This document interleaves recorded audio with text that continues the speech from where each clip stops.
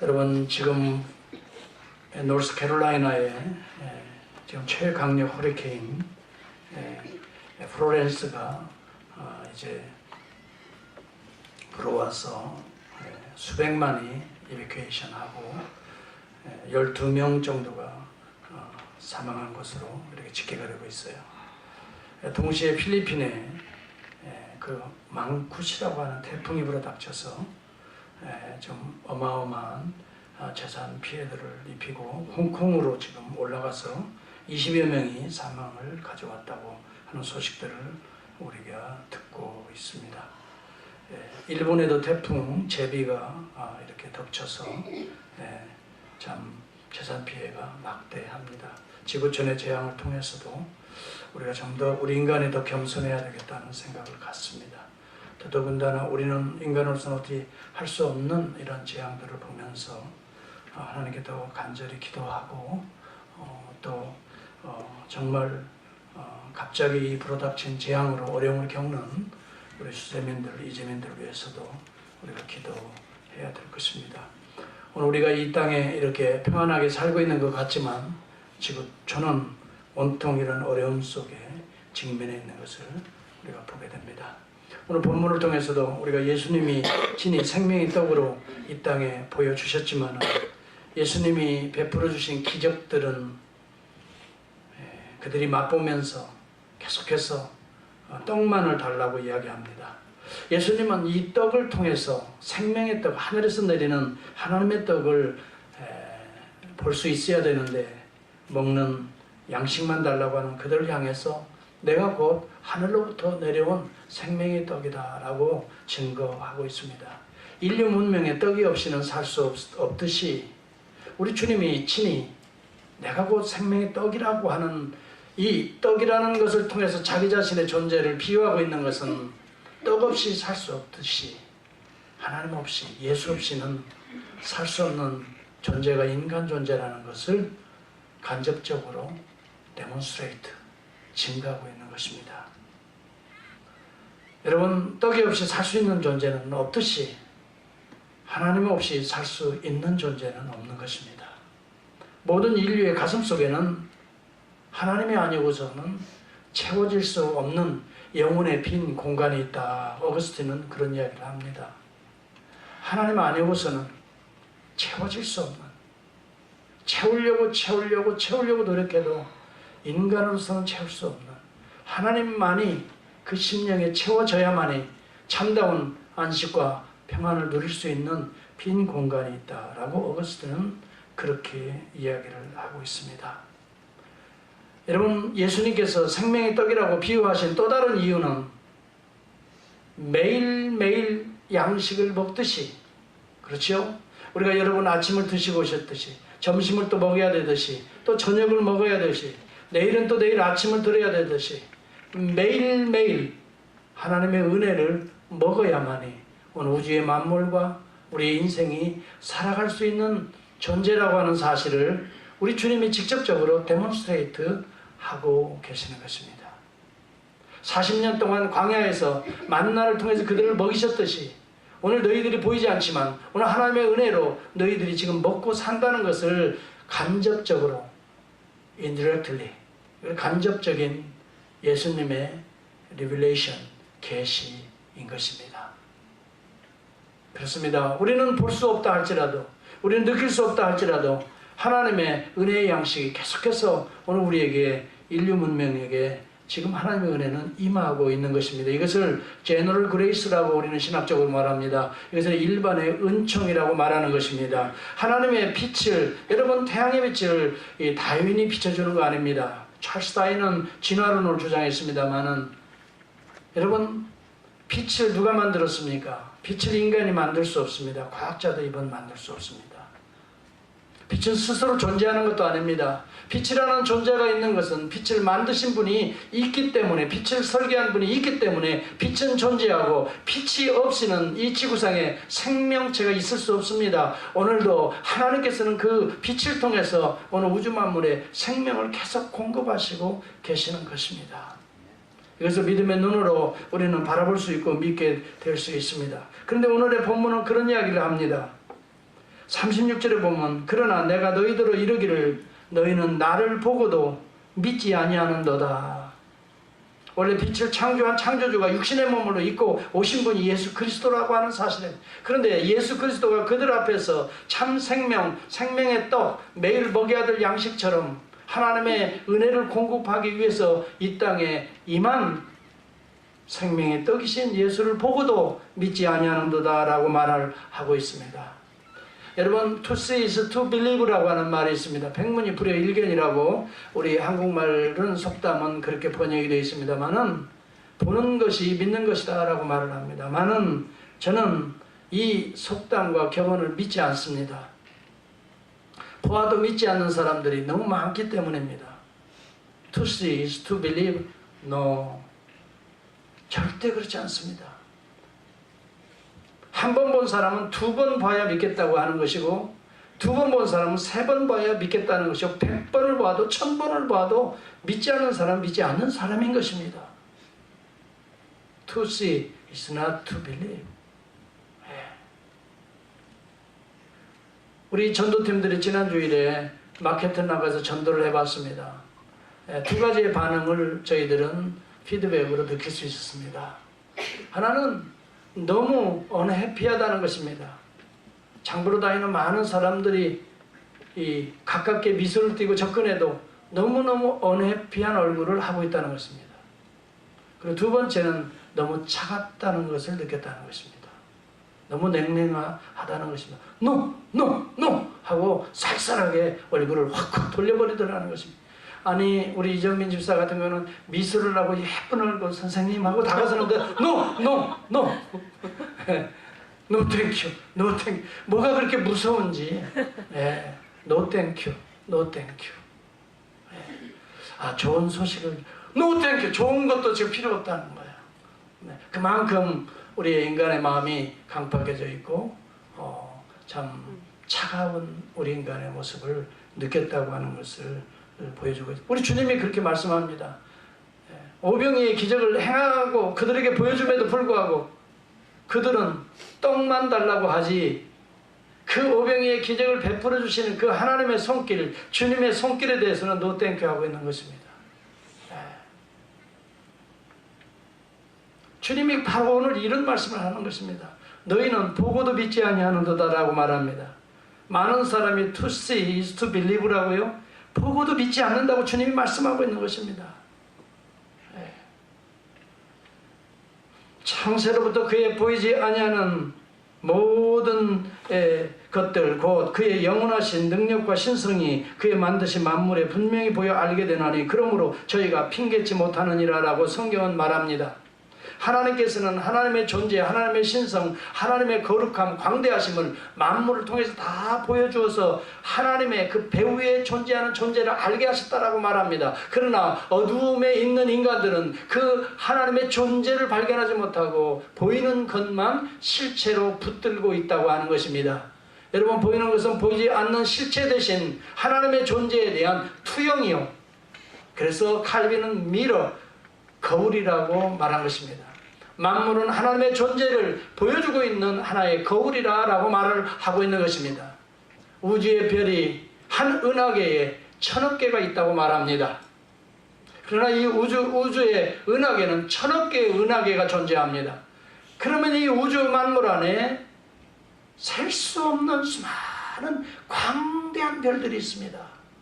이것은 하나님의 광대하심을 보여주고 있는 하나님의 형상인 것들입니다. 하나님의 그림자인 것입니다.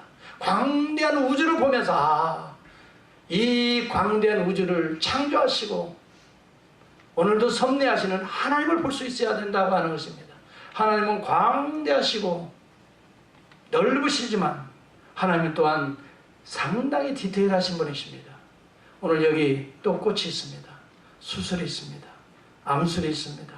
너무너무 아름답습니다. 이 컬러풀한 이 아름다운 꽃들을 누가 색칠했습니까? 색칠한 사람이 없습니다. 스스로 되어진다고요? 천만에요. 스스로 되어지는 것은 이 세상에 없습니다. 우연은 없는 것입니다. 우연을 믿는 사람처럼 어리석은 자가 없는 것입니다. 이 우주의 만물은 필연적인 것입니다. 나름대로 규칙을 가지고 법칙을 가지고 우주 만물이 움직여가고 있습니다. 빛에도 색깔이 존재하게 되는 것입니다. 빛의 색깔을 운영해서 하나님은 이렇게 아름다운 것들을 칠하고 계시는 것입니다. 우리 인간들이, 과학자들이 하나님의 이러한 우주의 법칙들을 조금씩 발견하면서 그것을 만유인력의 법칙이라고 붙이고 있는 것입니다. 여러분, 그러므로 과학자들은 하나님의 그 제1원리의 원칙들을 조금씩 발견해내는 자들이 바로 이 시대의 과학자들인 것입니다. 그들은 하나님의 원리를 발견할 뿐이지 하나님의 원리를 창조해내지는 못하고 있는 것입니다. 이것이 인간의 한계고요, 이것이 인간 문명의 한계인 것입니다. 하나님이 없이는 우주의 만물이 존재하는 것이 하나도 없는 것입니다. 그럼에도 불구하고 사람들은 하나님을 만나기보다 하나님이 만든 만물을 붙들고 있는 것입니다. 이것은 그림자나 형상만을 붙들고 사는 사람과 같다고 제가 지난 시간에 얘기했습니다. 실체를 접촉해야 된다고 했습니다. 그래야 우리가 전류가 흘러서 여러분 핸드폰도 작용하고 컴퓨터도 작용하고 여러분 그 다음에 모든 IT의 혁명이 일어나는 것입니다. 이것은 껍데기를 싸고 있는 파이널된 이런 것들이 벗겨지고 실체가 연결될 때에 가능한 것입니다. 실체는 오늘 하나님의 손길인 것입니다.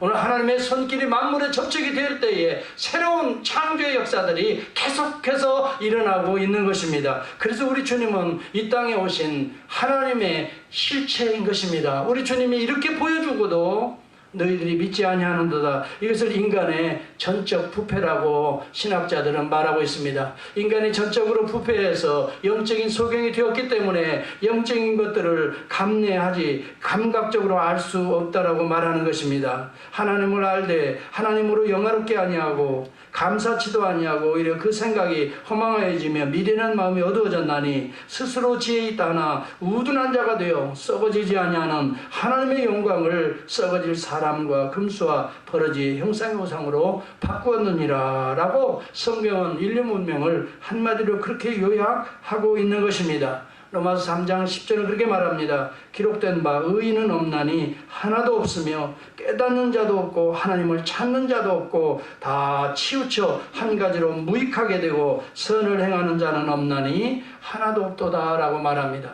인간의 전적인 타락과 부패 현상을 지적해 주고 있는 것입니다. 여러분, 선하게 사는 사람도 없지 않아 있습니다. 나름대로 도덕과 윤리를 지키며 사는 사람도 있습니다. 그러나 전적으로 여러분 그 윤리와 도덕조차도 자기의 선을 위해서, 자기의 이득을 위해서 지키고 있는 것입니다. 거기에는 이기주의라고 하는, 독선주의라고 하는 또 다른 여러분 뿌리가 그 속에는 내재되어 있는 것이, 그러므로 온전한 하나님의 선, 하나님의 아가페는 존재하지 못하는 것입니다. 마치 늪에 빠진 인간이 스스로 몸부림을 쳐보지만은 그 깊은 수렁에서 건져 나올 수가 없는 것과 같습니다. 인간 스스로는 여러분 그 수렁의 늪에서 건져 구원받을 자가 없는 것입니다. 뭔가 외부에서 레스큐가, 구조대가 와야만이 수렁에 빠진, 늪에 빠진 인간이 비로소 구원받을 수가 있는 것입니다. 여러분, 날개 부러진 새는 공중을 향하여 날 수 없는 것입니다. 노력을 해봅니다마는, 그러나 이 아름다운 창공, 구원의 창공을 날아갈 능력과 힘이 날개 부러진 새에게는 없는 것입니다. 그러므로 숲속에 처절하게 숨어 있을 수밖에, 웅크릴 수밖에 없고 구원의 손길을 기다릴 수밖에 없는 인간의 모습이 바로 현대 문명인 것입니다. 그래서 성경은 뭐라고 말합니까? 인간 스스로는 구원받을 수 없는 영적인 죽음의 상태라고 성경은 기록하고 있습니다.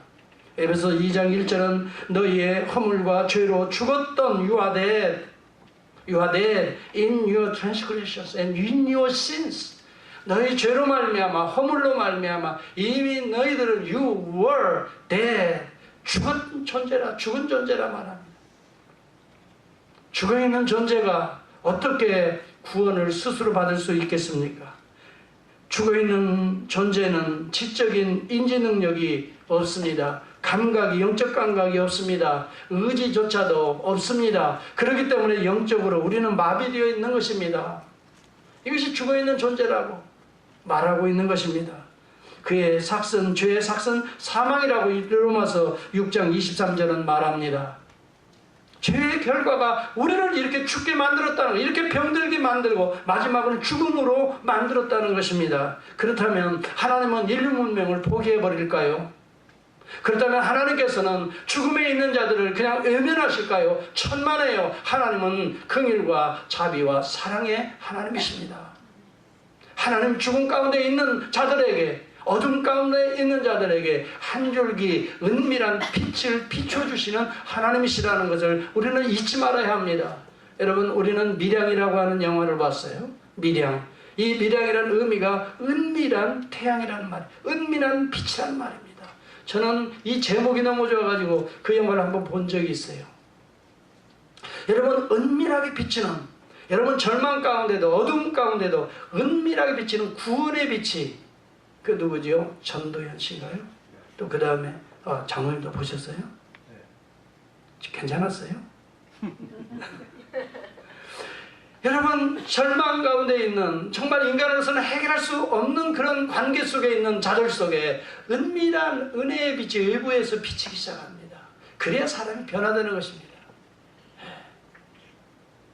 구원이라고 하는 것은 우리 스스로, 인간 스스로는 어떻게 구원받을 길이 없습니다. 어둠인데 어떻게 어둠에 어둠을 구원할 수 있습니까? 죽음인데 어떤 죽음의 시체가 어떻게 살아날 수가 있습니까? 외부적인 어떤 능력이 가해질 때에 죽음이 비로소 일어날 수가 있는 것입니다. 그래서 생명의 빛 되신 우리 주님이 오셔서 죽음 앞에, 시체 앞에 있는 나사로를 향하여 나사로야 나오너라 하니까 죽음의 문이 열리지 않습니까? 나사로 죽은 자가 일어나지 않습니까? 풀어놓아 다니게 하라. 그를 묶고 있었던, 장사 지냈던 이런 이 끈들을 다 풀어놓아 그가 활동하게 되지 않습니까? 나서 스스로는 일어날 수가 없는 것입니다. 우리 인류의 문명이 바로 그와 같다는 것입니다. 바로 하나님은 이런 어둠 가운데 있는, 죄악 가운데 있는 자들을 찾아오셨습니다. 이것이 하나님의 긍휼과 자비라고 우리는 말하고 있는 것입니다. 아담이 범죄했습니다. 그는 어둠 가운데 숨었습니다. 숲을 가운데 숨었는지라라고 말을, 하나님의 낯을 피했다라는 말을 성경 기록합니다. 하나님의 낯을 피하는 그 순간이 어두움입니다. 하나님은 원래 참 빛입니다. 하나님의 낯을 피하는 그것을 우리는 어두움이라고 부릅니다. 어두운 가운데에 그는 숲을 가운데 숨었습니다. 그러나 하나님께서 그를 찾아오시는 것입니다. 아담아, 아담아, 내가 어디 있느냐? 너의 존재가 지금 너의 모습이 어떤 모습인가? 라고 하나님께서는 그를 찾아오시, 이것을 미량이라고 하는 것입니다. 은밀한 은혜의 빛이 찾아오고 있는 것입니다. 비추고 있는 것이. 그래서 저와 여러분들이 어둠 속에 살다가 오늘 빛 가운데 나오신 줄 저는 믿습니다. 여러분, 우리도 어둠 가운데 살았습니다. 어떻게 해야 될지 알지 못하는 그런 삭막한 인생의 한복판에 던져진 우리들이 언제 어느 순간 하나님께서 은밀한 은혜의 빛을 비춰주셨습니다. 그 앞에 나는 손을 들었습니다. 하나님의 음성을 듣고 나는 감사했습니다. 그리고 주님의 그 참빛 대신 주님 앞에 나올 수 있었습니다. 하나님의 은혜의 빛이 없었다면 여전히 나는 내가 잘난 줄 알고 내가 어떻게 만들어 내 인생을 가꾸어 또 내가 행복이라는 것을 찾아서 누릴 수 있을 것이라고 은근히 나를 믿고 나의 능력을 의존하면서 살아갔을 것입니다. 그러나 하나님께서 어느 순간 어둠 속에 헤매는 나를 찾아오신 것입니다. 이것을 우리는 하나님의 은밀한 부르심이라고 말하는 것입니다. 하나님께서 우리를 은밀한 빛을 통해서 계속해서 오늘도 비추시기도 하고 말씀을 통해 비추시기도 하고 또 이웃들을 통해서 우리를 비추시기도 해서 주님 앞으로 나오게 하시는 것, 이것이 하나님의 은혜의 빛이라고 하는 것입니다. 이 은밀한 빛이 오늘 우리 가운데 비쳤기 때문에 오늘 저와 여러분들은 사실 오늘 주님 앞에 나와 감사와 찬송과 영광의 노래를 올려드리고 우리의 소원과 간구를 하나님께 올려드리는 거룩한 예배의 주인공들이 된 줄을 믿습니다. 여러분, 노아의 홍수의 시대를 여러분 압니다. 사람들이 타락하기 시작했습니다. 이제는 하나님의 진노와 심판을 불러왔습니다. 하나님은 더 이상 이 땅을 그런 타락한 문명 속에 둘 수가 없었습니다. 이 땅을 진멸하기로 하나님은 작정합니다. 홍수로 심판하시기로 작정합니다. 그때 하나님께서는 노아라고 하는 한 가정을 찾아오신 것입니다. 이것이 미량인 것입니다. 은밀한 하나님의 은혜의 빛이 임했던 것입니다. 노아를 통해서 은혜의 방주를 짓게 하십니다. 그리고 새로운 세계를 또 출발시키시는 하나님의 은혜인 것입니다. 여러분, 어두운 가운데 있는 오늘 이 시대는 하나님에게 소망을 둘 수밖에 없습니다. 우상숭배에 쩌들어 있었던 바로 그 삶의 현장을 찾아오셔서 그 이름을 부르신 분이 아브라함입니다. 아브라함아, 이제 내가 내게 지시할 한 땅으로 가라라고 말, 새로운 땅을 향하여 하나님께서는 어둠의 땅에 있는 아브라함을 부르시는 것입니다. 이것을 우리는 하나님의 은혜의 빛이라고 부를 수가 있는 것입니다. 하나님께서 그냥 우리를 부르시지 않습니다. 우리에 대한 원대한 계획을 가지고 부르시는 것입니다. 내가 너로 큰 민족을 이루겠다라고 말합니다.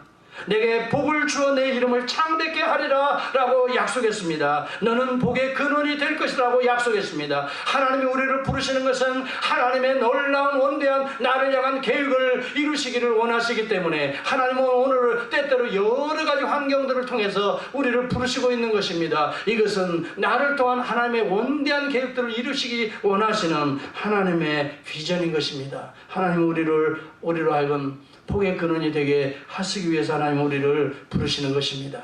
이 복은 보이는 단순한 먹고 사는 빵만의 문제가 아닙니다. 빵으로는 살 수 없습니다. 여러분, 우리에게는 영혼의 양식이 필요합니다. 하나님을 만나는 것이 필요합니다. 하나님의 은혜가 필요합니다. 인간으로서는 할 수 없는 인간의 무능력을 넘어서는 하나님의 능력이 필요한 것입니다. 이 땅은 바로 하나님의 은혜와 권세가 필요합니다. 그래서 우리에게 바로 그것을 덧입혀 주셔서 이 험한 세상에 다리가 되기를 원하셨던 것입니다. 하나님을 만나게 하는 다리가 되어 하나님 앞에 돌아오게 하는 하나님의 통로가 되기 위해서 저와 여러분을 부르시고 오늘도 교회를 부르시는 줄을 믿습니다. 험한 세상에 다리가 되는 것입니다.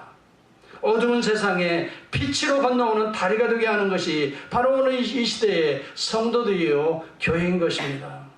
어느 날 80세 노구의 몸을 이끌고 미디안 광야를 헤매던 모세를 찾아오셨습니다. 하나님의 그 놀라운 비전을 소개합니다. 그리고 애굽에 그를 보내십니다. 그래서 죄악 가운데에 신음 가운데 있는 그의 백성들을 건져내시는 하나님이십니다. 오늘 죄악 가운데 있는 이 세상을 모든 죄를 감당하시고 우리를 구속하기 위하여 하나님은 친히 자기의 아들 독생자 예수 그리스도를 보내셨습니다.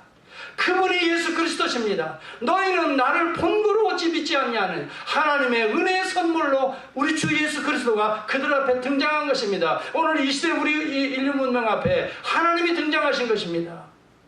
우리 주 예수 그리스도는 태초에 말씀으로 존재했다라고 요한복음 1장 1절에서 2절은 말합니다. 태초에 말씀이 계시니라.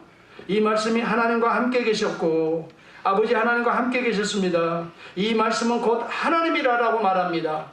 예수 그리스도를 말씀으로 태초에 계시고 하나님과 함께 계시고 이 말씀의 본질도 하나님이시라고 말합니다. 그래서 우리는 삼위일체를 믿는 것입니다. 아버지와 아들과 성령은 본질상 동일하신 동일 신격 위에 계신 한 하나님이시며 라고 믿는 것입니다. 이게 웨스트민스터의 이 신론의 첫 번째 신앙 고백인 것입니다. 아버지와 아들과 성령은 본질이 하나이시고 본성이 하나이신 호모우시오스 한 신격 안에 있는 하나님이시며 삼위가 계시니 아버지와 아들과 성령이라 라고 말합니다. 우리는 세 분의 하나님을 믿는 것이 아닙니다. 한 신격의 하나님을 믿는데 그 한 신격 본성 위에 삼위 인격이 계시다 하는 것입니다. 아버지가 계시고 아들이 계시고 성령이 계셔서 한 구속의 역사를 오늘도 만물을 통해 감당하고 계신다라고 말합니다. 그래서 우리 하나님은 이 땅에 말씀으로 계시던 그 하나님을 이 땅에 보내셨습니다. 말씀이 육신이 되어 우리 가운데 거하시매 라고 요한복음 1장 14절은 말씀합니다. 우리가 그 영광을 보니 아버지의 독생자의 영광이요 아버지의 아들이라 라고 말합니다. 아들이란 개념은 아버지와 동일한 DNA를 가지고 있는 존재라고 말하는 것입니다. 아버지의 뜻을 그대로 실현할 수 있는 유일한 DNA를 가진 존재, 바로 이것이 아들이라는 개념의 의미인 것입니다. 우리가 아들 낳듯이 그렇게 낳는 존재가 아닙니다. 비유인 것입니다. 예수 그리스도는 하나님과 동일한 목표와 동일한 심성과 동일한 이 구속의 목적을 가지고 이 땅에 보냄받은 하나님의 아들 예수 그리스도 메시아라고 하는 사실입니다. 그래서 독생자의 영광이요 은혜와 진리가 충만하더라 라고 말합니다. 하나님께서는 참빛이 빛을 이 땅에 보내셨습니다. 이 빛 속에는 따뜻함이 존재합니다. 빛 속에는 색깔이 존재합니다. 예수 그리스도 안에는 수많은 은혜의 빛깔들이 있습니다. 이 땅에 참빛으로 오신 예수 그리스도 안에는 하나님의 다양한 속성을 가지고 이 땅에 오시는 것입니다. 예수 그리스도의 이 참빛 안에는 생명을 담고 있습니다. 그래서 빛이 없는 것은 오늘도 살아있으나 죽어있는 존재인 것입니다. 그러나 빛을 받고 있는 자들은 여러분 죽은 존재가 살아난 존재가 되는 것입니다. 예수 그리스도 안에는 생명이 존재하기 때문입니다.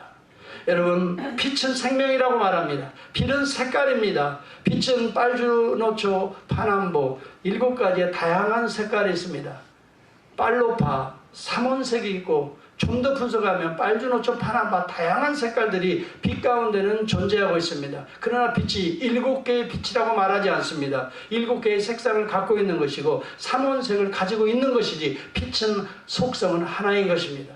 빛은 따뜻한 열기를 가지고 있습니다. 따스함을 우리에게 베풀어주고 있는 성령 하나님이 오늘 우리의 참빛 되신 삼위일체 하나님이신 것입니다. 오늘 하나님께서는 이미도 우리가 창세전에 우리를 예정하시고 택하시고 때가 되어 그 아들을 통해서 우리를 부르고 계신다라고 에베소 1장 3절에서 5절은 말하고 있는 것입니다.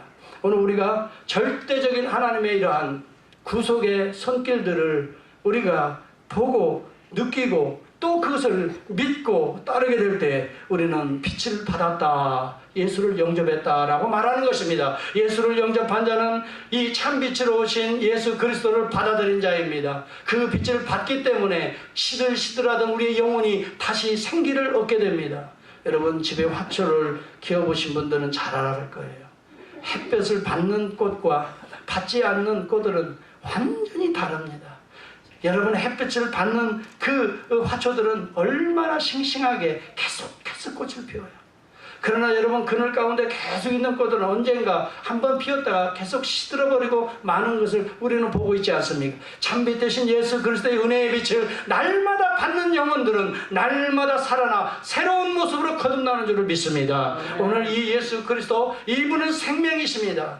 예수 그리스도를 닮아가게 되는 것입니다. 그래서 온유한 자가 됩니다. 그래서 겸손한 자가 됩니다. 그래서 십자가를 위해서 자기를 희생하는 자가 됩니다. 왜요? 예수를 닮아가는 자가 되기 때문인 것입니다. 여러분 바로 이러한 존재로 우리를 부르시기 위하여 우리 하나님께서는 이미 우리도 알지 못하는 사이에 예정하시고 선택하셨다라고 말합니다. 에베소 1장 3절에 5절에 보면 찬송하리로다 하나님 곧 우리 주 예수 그리스도의 아버지께서 그리스도 안에서 하늘에 속한 모든 신령한 복으로 우리에게 복 주시되 곧 창세전에 그리스도 안에서 우리를 택하사. 여러분 하나님이 우연히 우리에게 그 빛을 비춰주는 것이 아니라고 하는 말입니다. 그러므로 대부분 사람들이 나를 보고도 믿지 아니하는도다 절망스러운 상태에 있는 그런 환경에 주님이 당황하지 않습니다. 여기 주님이 당황한 흔적이 없습니다. 그러한 환경 속에서도 하나님이 택한 자가 있다는 믿음을 확실하게 선포하고 있는 것이 바로 오늘 이 본문의 말씀인 것입니다. 여러분 6절과 7절을 비교해 볼 수 있기 바랍니다. 36절에 보면 내가 너희대로 이르기를 너희는 나를 보고도 믿지 아니하는도다. 우리 주님이 절망하는 소리 같지만 절망이 아닙니다. 당연한 것을 이야기합니다.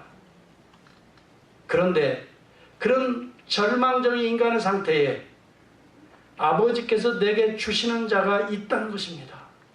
아버지께서 내게 주시는 자는 이미도 하나님께서 창세전에 예정한 자요, 창세전에 선택된 자요, 때가 되어서 그 아들을 건지기 위해서 자신을 보낸 자가 있다는 것입니다. 이것이 바로 우리가 때로는 인간적으로 합리적으로 이해할 수 없는 하나님의 예정과 선택의 교리인 것입니다. 여러분이 그냥 우연히 예수 믿고 구원받은 게 아닙니다. 하나님께서 그 아들을 이 땅에 보내신 것은 이미 하나님께서 예정하고 선택된 자를 구원하기 위해서 아들을 보내셨다라고 말합니다. 아들이 부를 때 아멘하고 오는 자들이 있다는 것입니다. 그러한 자들은 이미 하나님 아버지께서 선택하고 예정된 자라는 것입니다. 하나님이 예정하고 선택된 자를 그리스도를 통해서 부르고 계시는 것입니다. 아버지께서 내게 주시는 자는 그러므로 예수 그리스도가 오늘 오셔서 바로 그러한 자들을 접촉하시는 것입니다. 그러한 자는 다 내게로 올 것이다 라고 말합니다. 하나님의 예정과 섭리 가운데 있는 자들은 오늘 다 주님 앞에 올 것이다 라고 말합니다. 하나도 잃어버리지 않는다 라고 말합니다. 아버지께서 내게 주시는 자는 다 내게로 올 것이요 내게 오는 자는 내가 결코 내어 쫓지 아니하리라 라고 말합니다. 하나님의 예정과 선택 안에 있는 자들은 예수 그리스도의 복음이 전파될 때에 다 돌아오게 된다는 것입니다. 돌아오게 되는 자를 예수님께서는 영접한다는 것입니다. 쫓아내지 않겠다라고 말합니다. 구속의 은혜에 다 영접한다는 것입니다. 내가 하늘로서 내려온 것은 내 뜻을 행하려 함이 아니요 나를 보내신 이의 뜻을 행하려 함이니라. 나를 보내신 이의 뜻은 내게 주신 자 중에 내가 하나도 잃어버리지 아니하고 마지막 날에 다시 살리는 이것이라 라고 말합니다. 오늘 우리가 이것을 분명히 알아야 됩니다. 하나님께서는 오늘도 그의 아들을 통해서 당신이 예정하고 선택한 자를 부르고 계신다고 하는 사실이에요. 다양한 방법으로 하나님께서 오늘 그의 백성들을 부르고 계시는 것입니다. 때로는 우리의 전도를 미련한 전도의 행위를 통해서도 하나님은 그의 백성들을 부르고 계시는 것입니다. 하나는 또 다른 방법은 하나는 미련한 이 설교를 통해서도 하나님께서 그의 백성들을 부르고 계신다고 하는 것입니다. 우리들의 이웃을 통해서도 하나님은 그의 백성들을 부르고 계신다고 하는 사실입니다. 이것은 하나님께서 우리를 예정하고 선택하셨기 때문에 지금 그리스도를 통해서 우리를 부르시는 것입니다. 이것을 하나님의 절대 주권적인 예정과 선택하에 우리를 부르시는 하나님의 부르심이라 우리는 이렇게 말씀드릴 수가 있습니다. 이러한 일들을 하나님은 지금도 행하고 계십니다. 이것을 하나님의 주권적 사역이라고 합니다. 인간은 감히 터치할 수 없는 하나님의 신비로운 사역이 오늘도 성령을 통해 계속해서 이루어지고 있다고 하는 사실이에요. 하나님에게는 이러한 일들이 무수히 많이 일어나는 것입니다. 이것은 우리의 인간적인 합리적인 과학적인 방법으로 데이터로 하나님의 이 신비로운 역사를 잴 수도 없고 느낄 수가 없는 것입니다. 이 세상의 인간의 능력이라고 하는 것은 한계가 있어서 영적인 것은 영적으로 비춰주지 않는 한 감지할 수가 없게 되는 것입니다. 비추어지지 않는 한, 은혜를 받지 않는 한 우리는 소경인 것입니다. 소경을 인도하는 꼴이 되는 것입니다. 오늘 하나님의 은혜의 빛이 임한 자들은 자연스럽게 그리스도를 영접하게 됩니다.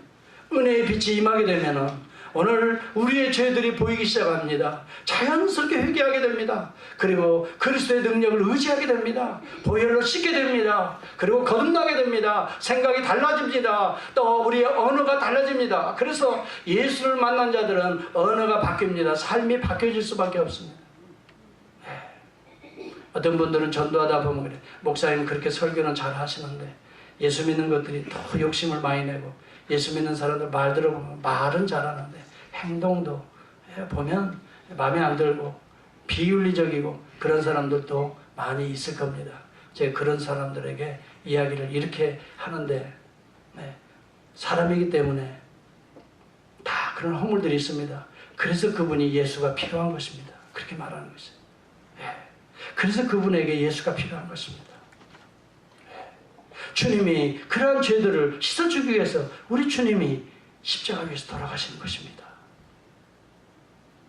만일에 그러한 분들이 예수를 안 믿었더라면 더 악해질 것입니다. 그것은 누구 얘기가 아니라 바로 나인 것입니다. 내가 예수를 믿었으니 오늘 이만큼 살아가는 것입니다. 이만큼 거룩해지고 있는 것입니다. 이만큼 그래도 하나님의 은혜를 나누고 있는 것입니다. 이만큼 그래도 희생하고 헌신할 수 있는 것입니다. 이만큼 사랑할 수 있는 것입니다. 내가 예수를 안 만났더라면 나는 지금 생각 상상하기도 끔찍할 만한 괴물이 되었을 것입니다. 인간은 죄 아래서 괴물일 수밖에 없습니다. 하나님의 형상을 짐승과 괴물이라고 말합니다. 거기 짐승은 와일드 애니멀을 의미합니다. 괴물입니다. 상상할 수 없는 일들이 인간들의 지금 삶에서 일어나고 있지 않습니까? 어떻게 여러분 근친상간이 이루어질 수 있습니까? 괴물인 것입니다. 어떻게 그럴 수 있습니까? 말하기도 부끄러운 일들이 오늘 지상에 얼마나 많이 일어납니까? 어떻게 수간이 이루어질 수 있고, 어떻게 남자와 남자가, 여자와 여자가, 아비가 자녀를, 자녀가 아비를, 어미를 그렇게 할 수 있습니까? 괴물인 것입니다. 여러분 생각해 보십시오. 하나님의 형상이 떠난 자들에게는 그러한 일들이 자연스럽게 일어납니다. 그러고도 말합니다. I'm okay and you are okay, we are okay. 이것이 포스트 모더니즘의 핵심 중에 핵심입니다. 내가 좋고 네가 좋다고 한다면 we are okay라는 것입니다. 다른 사람이야 가정이 깨어지든 말든 로맨스라는 것을 서로 위장하고 포장하지 않습니까? 내가 좋고 네가 좋다면 I'm okay, you are okay, that's okay. 그럼 무슨 법이, 윤리가, 거기에 무슨 도덕이 있느냐라고 말합니다. 이것을 상대주의라고 말합니다. 여러분, 이것이 오늘 인류 문명을 점점 황폐하게 만들어가고 있지 않습니까? 우리는 절대적인 기준이 있습니다. I'm okay라 할지라도 하나님이 no 하면 no인 것입니다. okay가 아닙니다. I'm okay라도 당신이 okay가 아니면 no인 것입니다. 이게 덕을 세우라고 말씀한 말씀의 기준에 근거해서 하는 이야기입니다. 우리는 절대적인 기준이 있습니다. 우리는 노마티브라고 합니다. 신학적으로는. 기본적인 기준이 있는 것입니다. 이것이 오늘 하나님의 말씀입니다. 오늘 이 말씀은 오늘 우리에게 삶의 윤리에, 오늘 우리의 모든 인류 문명의 기준이 되고 있는 것입니다. 하나님의 말씀에 따라 살아가는 자들, 이러한 자들은 이미 하나님의 예정된 자요, 선택된 자요, 하나님의 음성을 듣는 자요, 하나님을 만나는 자요, 보는 자요, 하나님의 은혜를 입은 자이기 때문에 하나님의 뜻을 알게 되고 믿게 되고 따르게 된다고 하는 말씀입니다. 그러므로 하나님이 시작한 구원에는 하나님이 책임지시는 것입니다. 여러분을 부르시고 여러분들을 통해서 하나님의 이 구원의 역사를 진행해 나가시는 하나님의 손길을 결코 의심하지 말기를 바랍니다. 여기 본문에도 보면 분명히 말합니다. 하나님께서는 그리스도를 보낸 것은 안 믿는 자들을 위해서 보낸 게 아니에요. 자기 백성을 위해서 보낸 거예요. 자기 자녀를 위해서 보낸 거예요. 그러한 자녀들은 하나님이 우리 주님께서도 버리지 않을 것이다 라고 말하고 하나도 잃어버리지 아니하고 마지막 날에 다 다시 살리리라.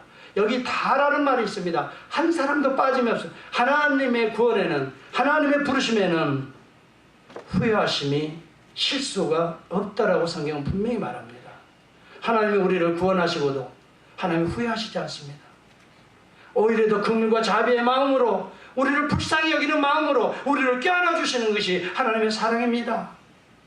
여러분, 로마 11장 29절에 보면 하나님의 은사와 부르심에는 후회하심이 없다라고 말합니다. 하나님의 은혜와 사랑은 후회하지 않습니다. 여러분, 우리가 자녀들을 키워봐서 압니다. 저도 이 자녀들을 키워볼 때 격동의 10대라는 말을 해요. 저도 예외 없이 그런 시대를 겪어갔어요. 세누스에 목회할 때 이 아이가 중학교, 고등학교가 되어가면서 그렇게 아버지 말을 안 들어요. 그래가지고 어느 날 화가 나서 제가 혼을 내고 그 밤중에 이러려면은 당장 꺼져버려, 나가버려 하고 그냥 저도 분노해서 얘기를 했는데 그게 진실은 아니지만은 그래도 그렇게 했더니 이 아이가 알았어 하고 통통통 하다 보면 그대로 나가는 거야. 근데 그게 밤중에 저놈이 그러면서 어떻게 또 따라갈 수는 없잖아요, 당장. 그런데 나가버렸어요. 한 5분이 지나니까 아순건 부모예요. 내가 가만히 있을 수 없어요. 거기에 위험지구도 되고 그 캄캄한데 얘가 또 어디 가서 어떻게 될지 몰라. 그래서 그냥 5분도 안 돼서 당장 뛰쳐나갔는데 안 보이는 거예요. 어디로 갔는지. 그래서 온 동네 아파트를 막 구석구석 걔 이름을 부르면서 찾아다녔어요. 근데 없어요. 그럴수록 더 막 이거 내가 경찰에 신고를 해야 되나 말해야 되나 뭐 별 싫은 생각이. 그래가지고 터덜터덜 이제 집으로 오는데 뒷문에 처마 밑에 그림자 속에 누가 어른거리는 게 있어. 그래서 가만히 가서 보니까 아들이 거기에서 이렇게 웅크리고 있는 거야. 앉아 있는 거야. 내가 그 순간 그 아들을 보고 얼마나 감사한지. 걔를 당장 안고 내가 방 안으로 집 안으로 들어왔단 말이죠. 여러분, 친정을 아버지와 아들의 관계라고 하는 것은 중간에 이렇게 참 어려움이 있고 격동의 과정들이 있다 할지라도 아들은 아버지의 품을 떠날 수 없는 겁니다. 다시 돌아오고 처마일지라도 들어오게 되는 것입니다. 아버지는 그 아들을 그냥 버리지 못하는 것입니다. 그 아들을 안고 엉엉 울고 데리고 들어오는 것입니다. 이것이 아버지와 아들의 관계가 아닙니까? 때때로는 우리가 우리의 삶에 하나님의 품을 떠날 수도 있습니다. 하나님 앞에 혼날 수도 있습니다. 그러나 여러분, 거부할 수 없는 하나님의 은혜는 우리를 찾고 있는 것을 기억할 수 있기를 주의 이름으로 축복합니다. 주님은 찾고 있는 겁니다. 맨발을 벗고 달려오고 있는 겁니다. 그리고 처마 밑에 쪼그려서 울고 있는 그 아들을 보고 주님은 가슴 아파하면서 그 아들을 품에 안고 어서 들어가자, 어서 들어가자. 그리고 내가 화낸 것을 용서해라. 여러분, 이것이 부모의 마음인 것입니다. 우리 하나님께서는 방황하는 어둠 속에 있는 우리 인생들을 구속하기 위하여 그의 아들을 이 땅에 파송하신 것입니다. 방황하는 우리들을 건져내기 위하여 거부할 수 없는 은혜라고 성경은 말합니다. Irresistible Grace라고 말합니다. Total depravity, 완전히 전적으로 타락한 인간의 존재 위에 하나님은 예정하시고 선택하시고 그의 아들을 보내셔서 그들을 부르시고 그리고 예수 그리스도를 믿게 하시고 회개하게 하시고 거듭나게 하시고 끊임없는 irresistible grace로 우리를 끊임없이 성령을 통해 보호하시고 마침내 우리의 생명을 하나님 불러가실 때 영화로운 하나님의 품으로 인도하시는 glorification, 이 모든 구원의 과정들을 하나님이 주도적으로 하고 계신다는 사실을 잊지 마시기 바랍니다. 이것을 인간이 주도적으로 개입하는 부분이 없습니다. 하나님이 주도적으로 하시는 일에 인간은 감사와 기쁨으로 순종하며 따라갈 뿐입니다. 성령의 인도하심에 따라갈 뿐입니다. 여러분, 우리가 그 어떠한 선행을 통해서 하나님의 구속에 여러분 좀 더 애드하는 것이 없습니다. 그렇게 해봐야 그것은 미천한 것입니다. 하나님의 100% 은혜가, 거절할 수 없는 은혜가 오늘도 임하고 있기 때문에 여러분 안심하면서 여러분의 구원의 확신을 조금도 흔들리지 말기를 바랍니다. 조금 어려운 일이 있다고 하나님 염려하지 말기를 바랍니다. 하나님은 적어도 이걸 못하실 거야. 이 정도는 풀지 못하실 거야. 제가 지난 시간에 얘기했죠. 따라서 합시다. 하나님을 염려하지 맙시다. 하나님을 근심하지 맙시다. 믿음이 없이 흔들리는 내 마음을 염려하고 근심하고 하나님 앞에 아뢰올 수 있기를 바랍니다. 성령께서 함께 하셔서 여러분을 견고하게 지켜주시리라고 믿습니다. 주님이 여러분을 쫓아내지 않습니다. 끝날에는 주님이 여러분을 다시 살리십니다. 썩어져 냄새나는 우리의 육체까지도 부활의 영체로 다시 살리셔서 우리의 먼저가 있던 이 우리의 영혼과 하나 되어 영원한 하나님 나라의 품에 살게 하시는 것이 하나님의 영광인 것입니다. 오늘 우리 주님은 그러한 영광의 자리까지 후회하시지 아니하시고 우리에게 필요한 은혜를 부어주시는데, 이 필요한 은혜, 이것은 우리가 거절할 수 없는 은혜, irresistible grace입니다. 우리가 인간의 지적인 능력이 있다고요? 천만에요. 우리에게는 무슨 판단력이 있다고요? 천만에요. 하나님의 은혜를 거부할 수 있는 지적 능력은 없습니다, 인간에게. 하나님의 은혜 주시고 작정하면 어느 순간 모든 자가 손을 들게 됩니다. 하나님 앞에 여러분 다 나오게 됩니다. 영접하지 않을 수가 없습니다. 성령이 아니고서는 그리스도를 주라고 고백할 자가 아무도 없다라고 고린도전서 10장 3절은 말합니다. 나도 알지 못하는데 하나님은 그의 영을, 나도 볼 수 없는데 하나님은 그의 영을 우리 인간에게 부어주, 그의 백성에게 부어주어서 우리로 하여금 믿게 하고 회개하고 우리로 하여금 돌이키게 하고 거룩한 길, 진리의 길, 생명의 길을 가게 하신다 하는 말입니다. 구원의 서정은 철저하게 100% 하나님의 손길인 것입니다. 하나님의 섭리의 은혜인 것입니다. 그러므로 로마서 8장 33절은 그렇게 말합니다. 누가 능히 하나님의 택하신 자들을 송사하리요. 의롭다 하시는 이는 하나님이시니 누가 정죄하리요. 죽으실 뿐 아니라 다시 살아나는 이는 그리스도 예수시니. 여러분, 그렇기 때문에 예수 안에 있는 자들은 죽음을 예수와 함께 이길 수가 있다는 것입니다. 우리는 죽지 않습니다. 다만 육체와 영혼이 분리될 뿐이십니다. 영혼은 죽지 않습니다. 육체가 썩어질 뿐이지요. 분리될 뿐입니다. 예수 그리스도 안에 우리 영혼이 정결케 된, 의롭게 된 성도들은 하나님의 품으로 올라가게 됩니다. 예수 그리스도가 재림하게 될 때에 썩어진 육체까지라도 예수님이 죽음에서 부활한 그 부활의 영체와 같은 모습으로 변화하여 우리가 영원히 하나님의 품에 거하게 될 것이라고 성경은 분명히 약속하고, 누가 이런 하나님의 구원의 역사 속에 있는 우리들을 정죄하리요. 정죄할 자 없습니다. 누가 우리를 그리스도의 사랑에서 끊으리요. 끊을 자가 없다고 말합니다. 하나님은 사랑을 주었다 뺏는 분이 아닙니다. 사람들은 자기가 좋아하면 좀 더 주고 싫어하면 주었다가도 뺏고, 하나님은 그런 분이 아닙니다. 하나님의 사랑이 열려주시도 불 있습니다.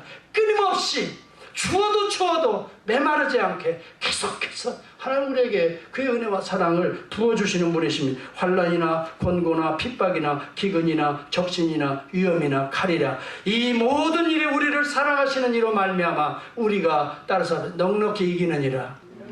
여러분, 우리가 우리의 스스로 우리의 지혜로 능력으로 이긴다고 성경은 말하지 않습니다. 인간은 토탈 디프라비티입니다.